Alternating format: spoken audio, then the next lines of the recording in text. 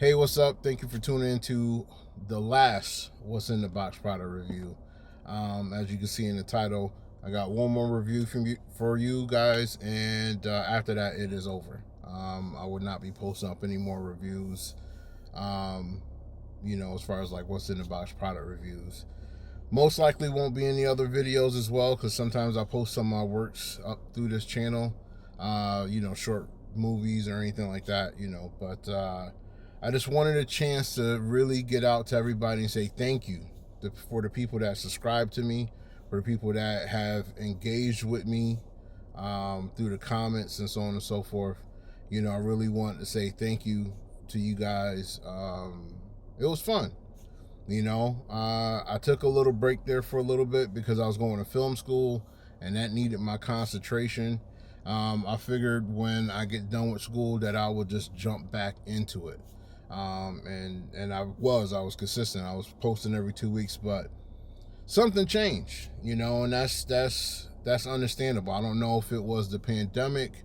I don't know if it was just people or a little bit of both, but I'm not getting the engagement that I was getting before.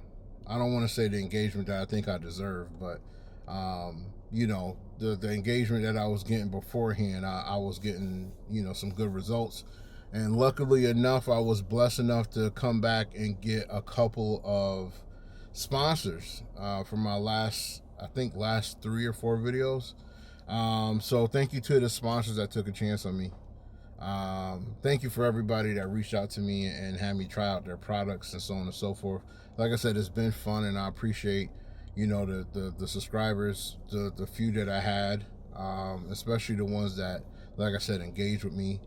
But yeah, for the most part, it's something that I just need to, I want to close this chapter, post up this one last video, and just really just kind of wipe my hands of it and move on to other things that I can concentrate on. But in the spirit of keeping it short, one last video.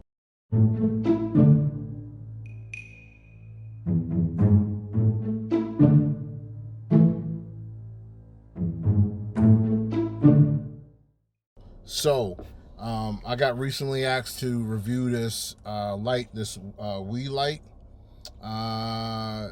It's the K21, and it came with, where you have an option to buy the tripod as well. So it just screws on to the bottom and it flattens out, so you can keep it on the tabletop or anything. But there's a 1/4 screw right there, if you can see it. Same on this side as well. These are the controls on the back. All right.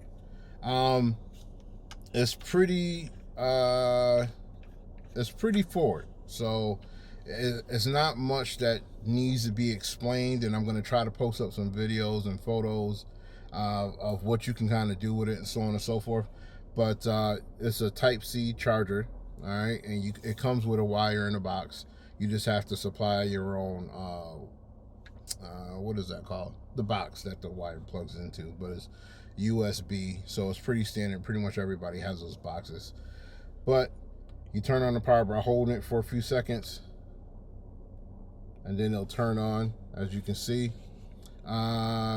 You have a plus and minus buttons for, let me see what this is on. This is for how high and low this is. So it's on 24 right now. I'll turn it all the way down. Goes down to 1 or 0, and then that should be 100. I can't really see right now, so I'm going to turn this down. And in fact, I got one lighting me right now. That's what's lighting me. It's a little bit too bright and then too dark in the shade, so I got this evenly lighting my face. But you hit your set button when you want to get set.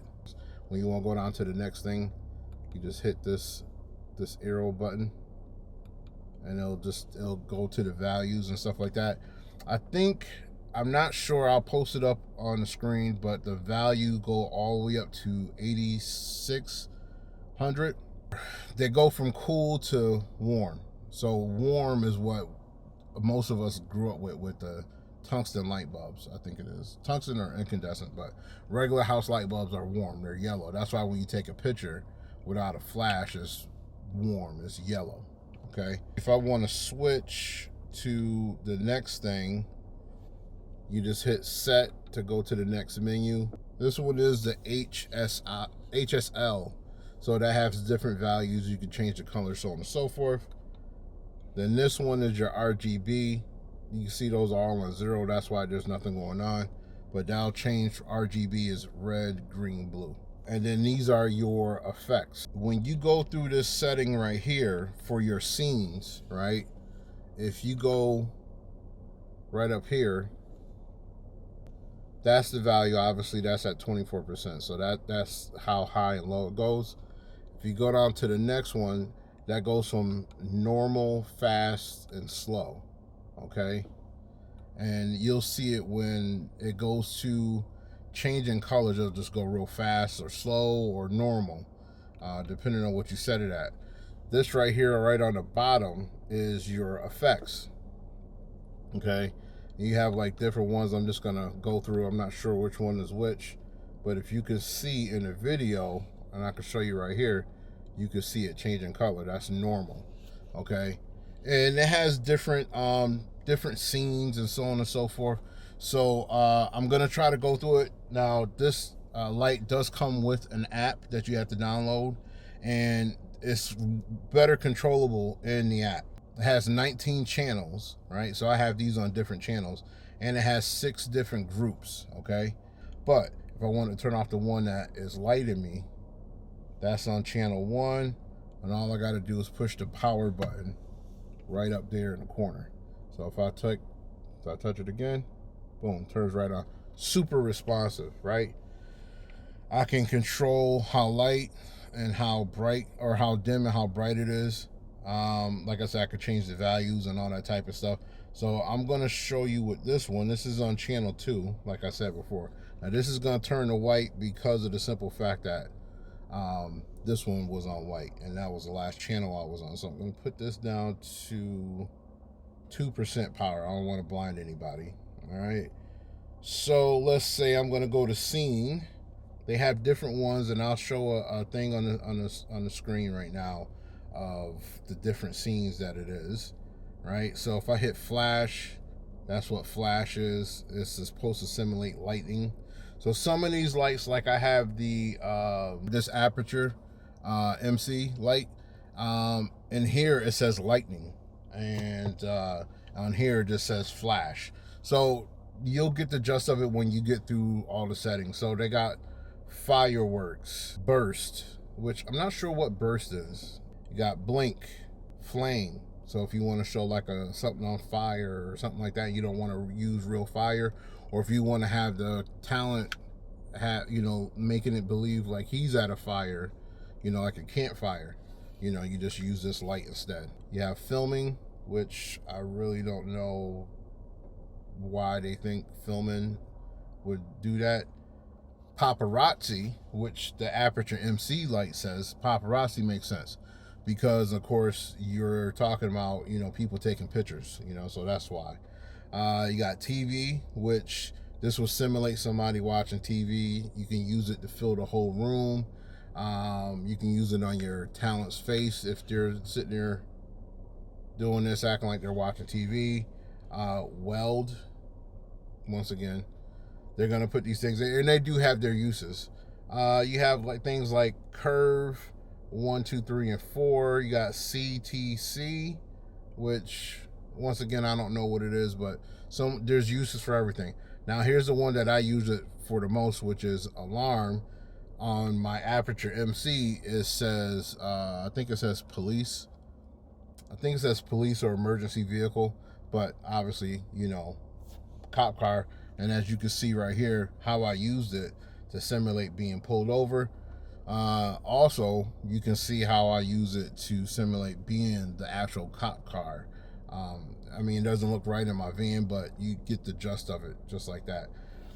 They have things like movie and rainbow. So it's going through all the colors. Now, this is the normal speed. Now, if I put it on fast, you see how fast it cycles through the colors. You get the gist of it, okay? But you have options with this light. Okay, it is a white light, so you can use it as a fill light like I'm using here, because the shade is just a little bit too harsh when I'm sitting in the sun. You can use it to light your products. You can use it in different scenarios, like in this scene right here, this mock scene right here, where I use it underneath my kitchen hood to simulate like a broken light. Okay, so if you was doing like a subway tunnel scene or something like that, you know, something after a storm or, you know, glitchy power, that's what you would use it for. There's magnets directly on the back, right up here and right down here, but either they have weaker magnets here or it's just a carryover. But I would like to have seen, or like to see, stronger magnets here, because for the most part you can stick these anywhere that there's metal. Now I didn't stick on my refrigerator because my refrigerator is just a little bit too slick. The door's made out of metal. It's just, I don't know why it just didn't stick. Maybe it's the coating on the metal here and the coating on the refrigerator. Maybe it's just the refrigerator, whatever type of metal it is. But there is metal in your walls, and as you can see right here, is that I stuck it up on the wall, right in the archway, and it just held it just fine. So usually if it has to carry its own weight on weaker metal, or, you know, in weird situations where there's a thickness between the metal and the magnet, it either slide just a little bit or it won't stick at all. As you can see on my door, on the metal door, it can stick just fine. And then of course in the archway and underneath my kitchen stove, it can hang, holding its own weight that way. So I'm going to wrap this up, and as I said before, thank you very much to everyone that subscribed to me and has supported me, left me comments and engaged with me, and so on and so forth. If you'd like to pick one of these up, the link will be down below in the description. And you know, I like I said, I had fun. I wanted to do this video to just give one more review and to close the chapter on what seemed like a very long time. Making videos in a certain way seemed like a very short time, but I appreciate all you guys, and thank you for everything. See you.